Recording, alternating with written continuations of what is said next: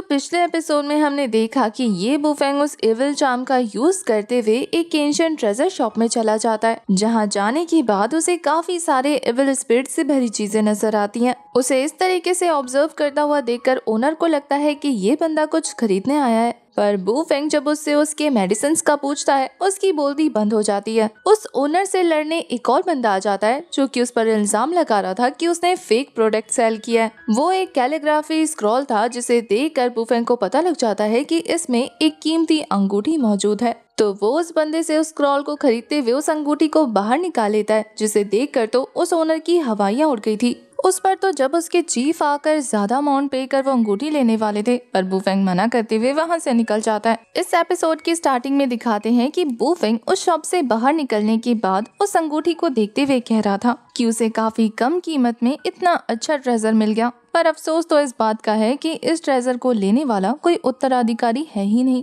बुफेंग street से आगे बढ़ रहा था और कुछ लोग वहाँ पर खड़े होकर उसके खिलाफ प्लानिंग कर रहे थे। उनमें से एक बंदा कहता है कि बॉस, हम इस लड़के को ब्लैकमेल करके आज कितना पैसा लूटने वाले हैं। उस गैंग का लीडर कहता है कि चीफ ने बोला है हम अपनी मर्जी से इस लड़के से कितने भी पैसे निकलवा सकते हैं। पहले तो मैंने सोचा था कि इस चिकने से 5 मिलियन वॉन लूंगा, लेकिन एक अंगूठी के लिए इसने ट्रेजर हाउस में इतने पैसे फूके हैं, तो इससे 8 मिलियन लेना तो बनता है। हम कहेंगे कि इस बॉक्स में हमारा काफी कीमती ट्रेजर मौजूद था जो उसने तोड़ दिया और वो 8 मिलियन रुपीस का है। वो बंदे भी चौंकते हुए कह रहे थे कि बॉस, एंशिएंट मतलब कितने साल पुराना बताओगे? उनका बॉस कहता है कि ज्यादा नहीं, बस 10-20 हजार साल पुराना बताएंगे, इससे अपने आप ही उसकी हालत खराब हो जाएगी। एक बार उससे पैसे मिल जाएं, फिर हमें लंबे समय तक पैसों की कोई किल्लत नहीं होने वाली। दूसरा वाला बंदा कह रहा था कि बॉस, फिर तो आपको फिक्र करने की कोई जरूरत नहीं, मैं तो पैदाइशी चोर हूँ, आप तो बस अब पैसे गिनने की तैयारी करो, हम बहुत जल्दी माला माल होने वाले हैं। इसके बाद वो सभी अपने प्लान को एग्जीक्यूट करने के लिए एक परफेक्ट टाइम का वेट कर रहे थे,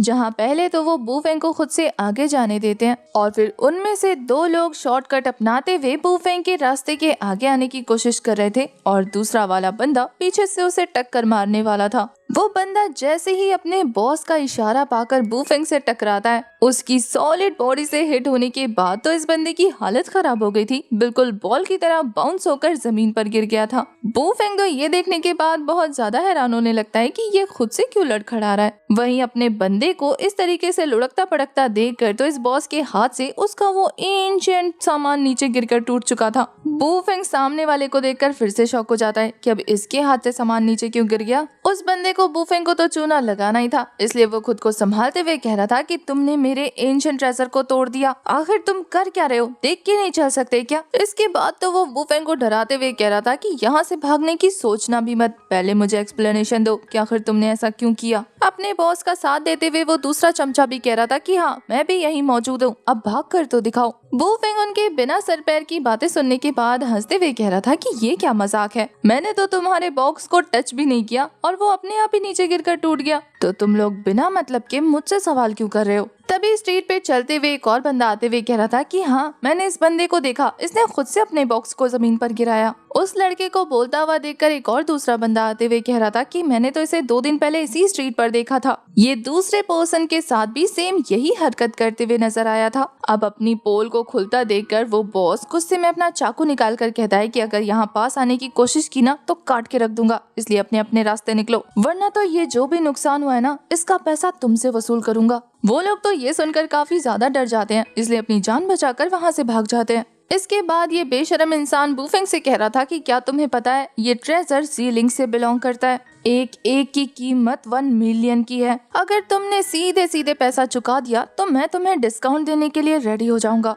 बुफेंग तो उसकी डायलॉगबाजी सुनकर कह रहा था कि क्या बात है, कितने बहादुर हैं आप, जो बिना किसी एक्स्ट्रा प्रोटेक्शन के इतने महंगे और एंशिएंट खजाने को यूं ही सड़क पर लेकर घूम रहे हैं। वो बंदा उस कार्टून को देखकर हंसते हुए कह रहा था कि मैं बहुत ज्यादा ब्रेव हूँ, इसके अलावा मुझसे कोई मेरी चीज को नुकसान पहुंचाकर बच के नहीं जा सकता, इसलिए सीधे सीधे इसकी भरपाई करते हुए पैसे निकालो। बुफेंग तो उसकी धमकी सुनने के बाद कह रहा था कि अगर ऐसी बात है और ये इतना ज्यादा पुराना एंशिएंट ट्रेजर है तो क्यों ना इसकी रिपोर्ट पुलिस में की जाए मैंने इतनी बड़ी गलती कर दी, राज्य के इतने बड़े खजाने को नुकसान पहुंचाया, इसके लिए तो पुलिस को बुलाना बनता है ना। अब देखना ये है कि पुलिस मुझे इस चीज के लिए कितने साल की सजा सुनाती है, 10 या 20 साल की, या फिर पैसों की भरपाई करने को कहती है। वैसे इसके अलावा तुम लोगों को भी रिपोर्ट देनी पड़ेगी कि तुमने ये सामान कहाँ से खरीदा, कितने में खरीदा। Is that okay for you? इस बॉस की तो हालत खराब हो जाती है। वो कह रहा था कि क्या बात कर रहे हो भाई साहब, पुलिस बुलाने की क्या जरूरत है, ये तो हमारा पर्सनल मैटर है ना, हम इसे प्राइवेट में सुलझा लेंगे।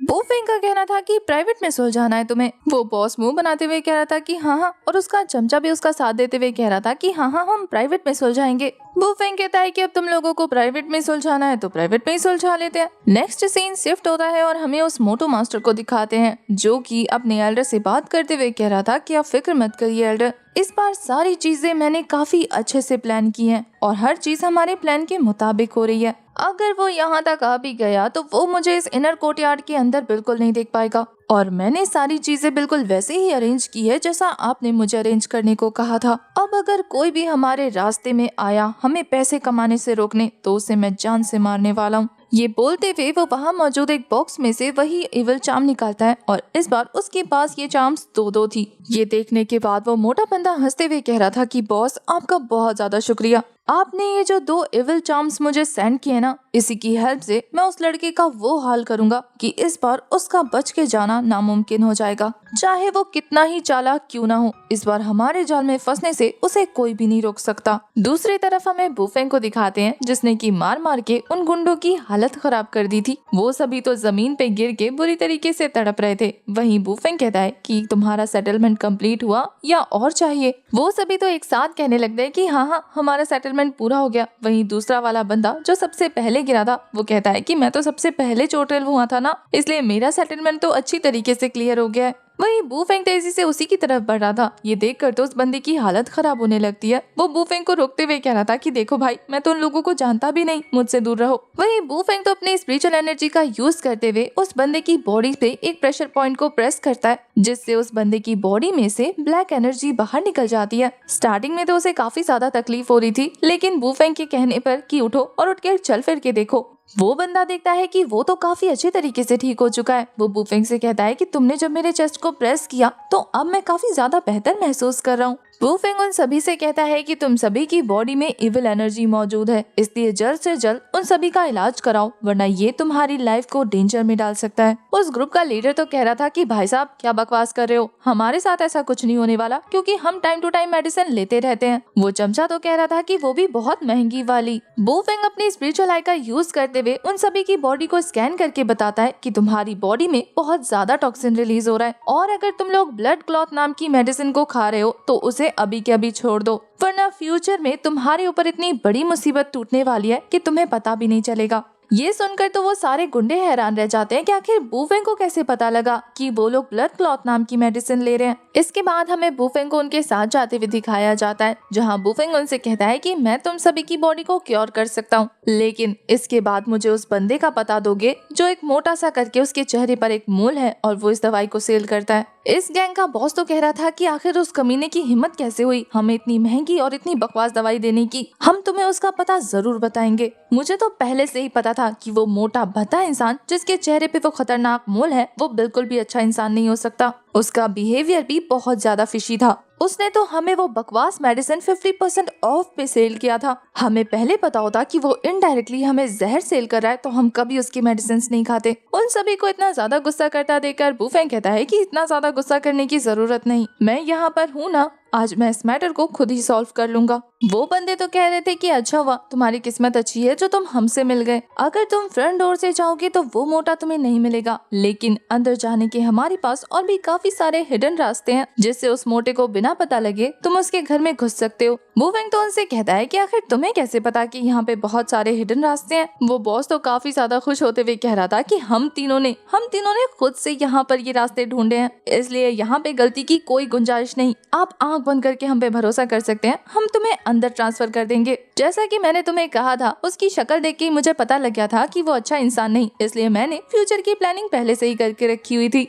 अंदर जाने में हम तीनों तुम्हारी हेल्प करेंगे, जिससे तुम सेफली अंदर पहुंच जाओगे। ये बोलने के बाद वो तीनों वहाँ पर बैठ जाते हैं ताकि बुफेंग उनके ऊपर पाँव रख के अंदर जंप कर ले। उनके अलाउ करने पर बुफेंग उन्हें थैंक्स बोलता है और साथ ही वो उनके हाथ के ऊपर से जंप करते हुए कोर्टयार्ड के अंदर चला जाता है।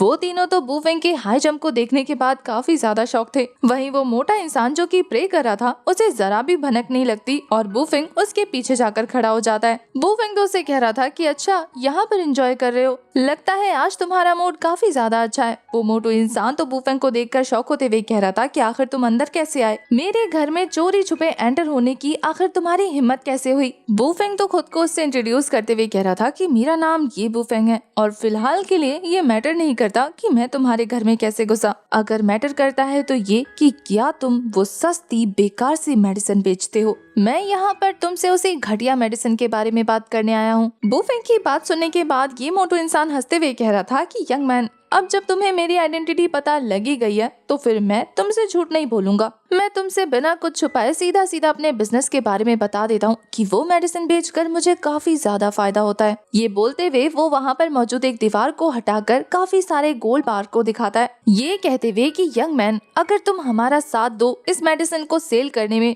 तो फिर ये सारे के सारे गोल्ड बार्स तुम्हारे होंगे। इतना ही नहीं, अगर तुम हमारे रास्ते में आना बंद कर दो तो हम अपने बिजनेस का 3% तुम्हें देने को तैयार हैं। बुफेंग तो कह रहा था एक ऐसी मेडिसिन जिसे आप जितना खाएंगे उतना एडिक्टिव होते जाएंगे और आप चाहते हुए भी उस मेडिसिन को खाना छोड़ नहीं सकते, लेकिन धीरे धीरे वो इतनी इविल एनर्जी को इकट्ठा कर देगा जिसके प्रेशर से आपकी बॉडी फट जाएगी और अगर आपने अचानक से वो मेडिसिन खाना बंद कर दिया तो फिर तो आप इमिडिएटली मारे जाओगे। क्या इतना घटिया काम करने के बाद तुम्हें मरने से डर नहीं लगता? वो बंदा तो उन गोल्ड बार्स को टच करते हुए कह रहा था जिसमें से काफी ज्यादा इविल एनर्जी रिलीज हो रही थी कि इंसानों को एक ना एक दिन तो मरना ही है, तो इसमें क्या दिक्कत है जब मैं उनकी हेल्प कर रहा हूँ मरने में। और इसके अलावा हमारी मेडिसिन खाने से एटलीस्ट कुछ दिन के लिए ही सही लेकिन उनकी मौत टल तो जाती है। तो एक तरह से देखा जाए तो मैं उनकी हेल्प कर रहा हूँ और दूसरों की हेल्प करने में कैसी शर्म। पर जरा बच्चे एक बार इस गोल्ड बार को देखो, क्या तुम्हें ये पैसा अच्छा नहीं लगता? हमें जज करने से पहले ये सोचो कि तुम इस काम से कितना ज्यादा पैसा कमा सकते हो, अपने कितने सारे सपने पूरे कर सकते हो। ये सारे सपने सच हो सकते हैं अगर तुम हमारे बिजनेस को ज्वाइन कर लो। बुफेंग तो कहता है कि तुम बिल्कुल सही हो, पैसा किसको अच्छा नहीं लगता, मुझे भी पैसे बहुत ज्यादा पसंद है। ये सुनकर तो वो मोटू पर्सन कह रहा था कि देखा, सही फैसला लिया ना, इसलिए हमारे साथ जुड़ जाओ और बहुत सारा पैसा बनाओ, तुम्हें पैसा कमाने से कोई नहीं रोकने वाला। बुफेंग तो कहता है कि मुझे हर बार नई बिल्डिंग खरीदने की जरूरत पड़ती है, मेरा बिजनेस ही ऐसा है, तो क्यों ना तुम मुझे 10,000 गोल्ड बार्स दो, आखिर मैं तुम्हारा इतना बड़ा राज छुपाकर तुम्हारे साथ काम करने को रेडी जो होने वाला हूँ। ये सुनकर तो उस मोटू पर्सन की बोलती बंद हो जाती है। वो कहता है कि यंग मैन, कैसी बकवास कर रहे हो, अगर मैं इतना सारा गोल्ड बार तुम्हें दे दूंगा तो फिर मैं अपने बिजनेस को आगे कैसे बढ़ाऊंगा, मेरी इकलौती बिजनेस पे तो ताला लग जाएगा ना। पर तुम्हें देख के लग रहा है कि तुम्हें बिजनेस नहीं करना है, तुम ये सारी चीजें बस मुझे उलझाने के लिए कह रहे हो। ये बोलकर वो गुस्से में वो गोल्ड बार फेंकते हुए कह रहा था कि अब इसके आगे तुम्हारे साथ जो कुछ भी होने वाला है उसके जिम्मेदार तुम खुद हो। वो दरवाजा बंद होते ही वहाँ पे इविल एनर्जी चारों तरफ से बुफेंग को घेर लेती है और उस इविल एनर्जी के अंदर से वो 2 इविल मॉन्स्टर्स बाहर निकलते हैं। बुफेंग तो पहले ही चौकन्ना हो गया था, लेकिन एक साथ इन दोनों मॉन्स्टर को देखकर वो उस मोटू पर्सन से कहता है कि लगता है उस दिन रात को हम पर अटैक करने वाला भी तू ही था। इसका मतलब ये है कि इन इविल एनर्जीज को कैसे बुलाना है ये तुम्हें अच्छे से पता है। इस बार इस मोटे पर्सन ने कमजोर वाले नहीं बल्कि पावरफुल वाले 2 इविल स्पिरिट्स बुलाए थे, जो एक एक करके नहीं बल्कि एक साथ ही बुफेंग के ऊपर अटैक करने लगते हैं। दोनों ही एक साथ अपने वेपन का यूज कर रहे थे। बुफेंग दोनों में से किसी एक को एक टाइम पे हैंडल नहीं कर पाता, उसके लिए उन इविल मॉन्स्टर्स के अटैक को डॉज करना बहुत ज्यादा मुश्किल होता जा रहा था क्योंकि उनके वेपन की मूवमेंट बहुत ज्यादा फास्ट थी। बुफेंग तो फ्लिप करते हुए उनके अटैक्स को डॉज करते हुए कह रहा था कि इनसे डील करना बहुत ज्यादा मुश्किल होता जा रहा है। अगर मैं एक के अटैक को ब्लॉक करने जा रहा हूँ तो दूसरा मुझ पे अटैक कर रहा है, ऐसे में इनकी वीकनेस को ढूंढना बहुत ज्यादा मुश्किल होगा। वहीं बुफेंग की ये हालत देखने के बाद वो मोटू पर्सन जोर जोर से चिल्लाते हुए कह रहा था कि यंग मैन, तुमने मेरे दिए हुए पैसों को ठुकरा कर बहुत बड़ी गलती की है और अब तुम्हें इसका पछतावा होगा। वही बूफेंग कहता है कि चिंता मत करो, तुम्हें भी कभी ना कभी पछतावा तो जरूर होने वाला है। ये बोलने के बाद बूफेंग उनमें से एक एविल स्पिरिट के वेपन पर जंप करते हुए स्काई फ्लिप करके अपने नीडल्स को उसके हेड पे थ्रो कर चुका था, जिससे वो एविल स्पिरिट मूव नहीं कर पाती। पर अब तक बूफेंग के मूवमेंट थोड़े से इधर उधर हो गए थे, जिससे मौका पाकर वो दूसरी एविल स्पिरिट उसकी बॉडी के अंदर अपने वेपन को घुसाने ही वाली थी। पर बूफेंग के हट जाने पर उसका वो वेपन दूसरे वाले एविल स्पिरिट को लग जाता है। वहीं वो मोटू पर्सन कह रहा था कि इन लोगों को बेवकूफ बनाना बहुत ज्यादा मुश्किल है। तुम्हें क्या लगता है कि तुम इन दोनों का यूज करके इन दोनों को मार सकते हो? इन दोनों के ही अंदर खुद की इंटेलिजेंसी है जिसे तुम बेवकूफ नहीं बना सकते। बूफेंग ये सुनकर कहता है कि मुझे गाइड करने के लिए आपका शुक्रिया। इससे मुझे आइडिया मिल गया है कि मुझे इन दोनों के साथ क्या करना है। ये बोलने के बाद वो उनके अटैक को पीछे हटते हुए डॉज कर रहा था। बूफेंग की बातों से ये इविल स्पिरिट इतना ज्यादा गुस्सा हो जाता है कि वो अपने वेपन को थ्रो करते हुए एक जबरदस्त स्लैश लगा चुका था। इससे पहले कि हम देख पाते कि ये जबरदस्त स्लैश लगने के बाद बूफेंग का क्या हाल हुआ, इसी के साथ हमारा ये वाला एपिसोड हो जाता है खत्म।